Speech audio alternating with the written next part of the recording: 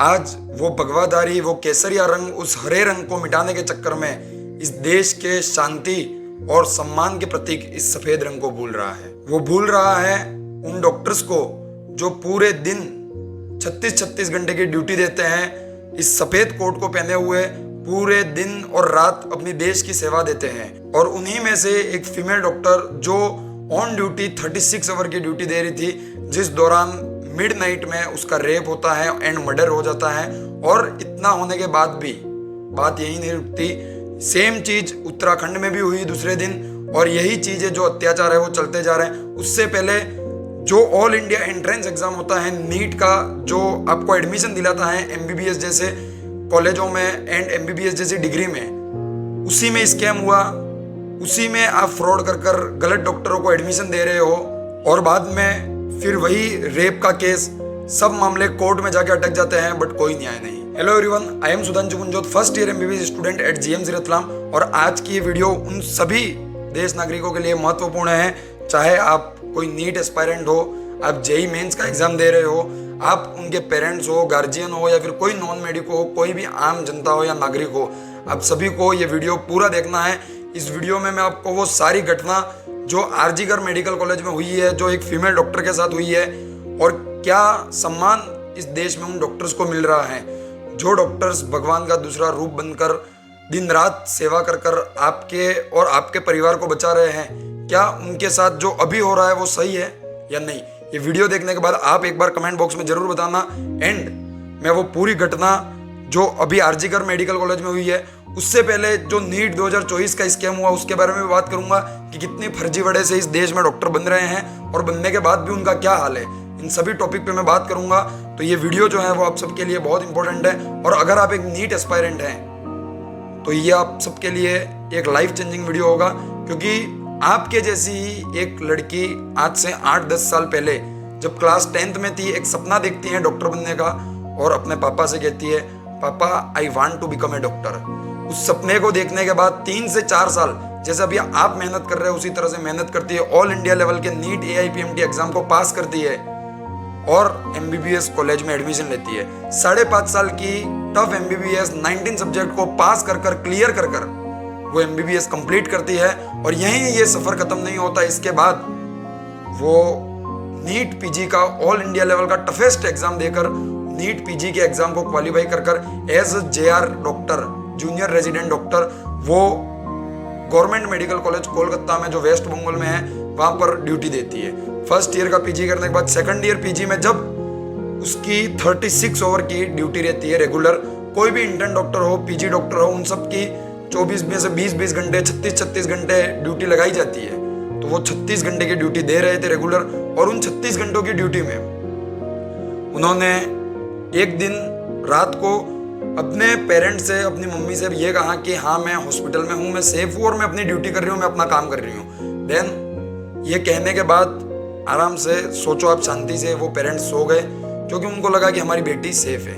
But midnight में जब वो थोड़ा सा थकने के बाद रेस्ट करने के लिए सेमिनार रूम में जाते हैं, तो जब वो सेमिनार रूम में जाते हैं, कुछ लोग, एक लोग नहीं है कुछ लोग हैं, क्यों कुछ लोग बोल रहा हूँ मैं, एक से ज़्यादा लोग हैं ये भी मैं आपको बताऊंगा। कुछ लोग मिडनाइट में उनका रेप करते हैं, रेप करने के बाद उनका मर्डर हो जाता है, और मर्डर होने के बाद जब ये बात सुबह पता चलती है डॉक्टर या हॉस्पिटल में, तो जब वहाँ की फैकल्टी, वहाँ की जो पुलिस है, जो भी चीज़ें हैं, उन्होंने जब घर पे रिपोर्ट किया तो ये कहा गया कि सर ये एक सुसाइड है, आपकी लड़की ने सुसाइड कर लिया, आप जल्दी से यहाँ आ जाओ। जिस लड़की के पैरों को, पेल्विक गर्डल को तोड़कर 90 डिग्री एंगल पर ले जाया गया हो, जिस लड़की की पोस्टमार्टम रिपोर्ट में 151 मिलीग्राम सीमन फाउंड हुआ हो, जिस लड़की के हाथ पैर नोच लिए गए हो, जिसके आंखों में चश्मे के जो वो ग्लास है वो धस गए हो, क्या ये एक सुसाइड है? बिल्कुल नहीं। जो इमेज सर्कुलेट हो रही है अभी सोशल मीडिया को, उनको देखकर आपको ये पता लग जाएगा कि ये कोई सुसाइड नहीं, ये एक मर्डर है और रेप है। ठीक है। देन जैसे ही उनके पेरेंट्स आते हैं वहां पर उनकी बच्ची को देखने के लिए, तो 3 घंटे तक उनको उनकी बच्ची को देखने नहीं दिया जाता है, मिलने नहीं दिया जाता है। इमेजिन करो, अगर आपके घर में आपकी किसी फ्रेंड हो या फिर आपकी कोई बहन हो जिसके साथ ऐसा हो, और उसके पेरेंट्स बाहर खड़े हैं, आपके पेरेंट्स बाहर खड़े हैं, और किसी की हत्या होने के बाद उनको खुद के पेरेंट्स को 3 घंटे तक वो देखने नहीं दे कि क्या हो रहा है, क्या हालत हो जाएगी। आज अगर आपको एक छोटी सी चोट लगती है तो मतलब वो रह नहीं पाते आपके पेरेंट्स और तुरंत आपको हॉस्पिटल लेके जाते हैं। और जिस लड़की का इतनी बुरी तरह से रेप हुआ, मर्डर हुआ, उस लड़की को 3 घंटे तक उनके पेरेंट्स ने नहीं देखने गया। क्यों नहीं देखने गया? तब तक जब वो मिले, जब वो देखे, वो गेट खुले, उससे पहले वहां जो एविडेंस है वो हटा लिया जाए। ये चीज साफ बताती है कि ये एक पूरा गेम प्लान पहले से सेट था, रेप किया गया था, देन मर्डर किया गया था।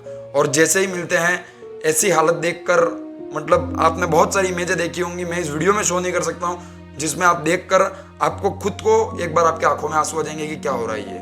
देन जैसे ही ये सब हुआ, उसके बाद भी ये चीज़ें बंद नहीं हुई। उसके बाद भी अभी कल परसों की बात है, उत्तराखंड में फिर यही एक सेम केस रिपीट हुआ, सेम चीज़ें पहले हुई और उससे भी पहले नीट 2024 में भी ये स्कैम हुआ। ये बात कोर्ट ने अभी सीबीआई को दी है। नीट 2024 का भी जो केस था, जहाँ स्कैम हुआ था इतने बड़े लेवल पर, वो बात कोर्ट के पास गई थी, सीबीआई के पास गई थी, बट उसका कोई नतीजा निकल कर नहीं आया। कोर्ट ने कोई जवाब नहीं दिया।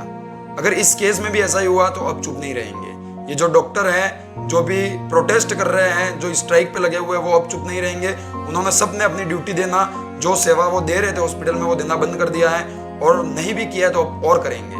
क्यों करेंगे? क्योंकि ये जो अन्याय, ये जो अत्याचार हो रहे हैं वो बिल्कुल सही नहीं है। सही नहीं है इसलिए सही नहीं है क्योंकि आप पहले फर्जीवाड़े में एग्जाम करवाते हो नीट जैसा, फिर आप फ्रॉड डॉक्टर, उन जैसे लोगों को डॉक्टर बनाते हो जो लोग सेफ नहीं है, जो लोग कैपेबल नहीं है, जिनके पास वो एबिलिटी नहीं है डॉक्टर बनने की, बट पैसा दे देकर, पैसा खा खाकर आप ऐसे डॉक्टर बना रहे हो।